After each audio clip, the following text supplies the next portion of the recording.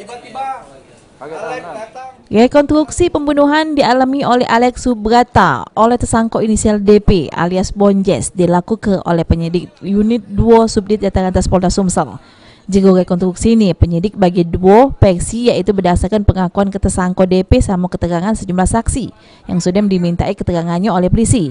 Jika rekonstruksi versi pertama, tersangka DP alias Bonjes meragak kedewean adegan rekonstruksi di mana awalnya tersangka sama korban bertemu di parkiran Pasar Mega Asri.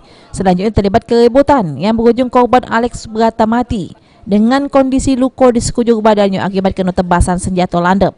Sedangkan di versi kedua, menurut keterangan saksi, kalau DP alias Bonjes sudah melakukan perbuatannya sama rewangnya yang ini masih jadi DPO polisi. Di mana pada waktu itu korban sama kawan-kawannya sudah mengawak senjata landep samu kayu buat nganiaya korban sehingga mati. Satu versi tersangka, kita ikuti keterangannya, namun satu ada versi versi tersangka itu ada 18 adegan. Versi kesaksian ada 17 adegan. Ini kenapa kemudian sampai ada dua versi ini kemudian? Iya, kita ikuti keterangan daripada si tersangka sendiri, namun kita juga ada mendapatkan keterangan saksi di TKP.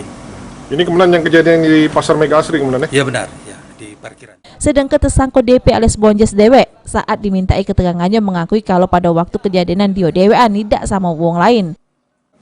Mantan lah, yang jelas aku dewean kan. Tidak kati ngelibat ke wong. Tidak kati. Jadi yang versi saksi itu apa? Kita anggap fiktif atau? Iya.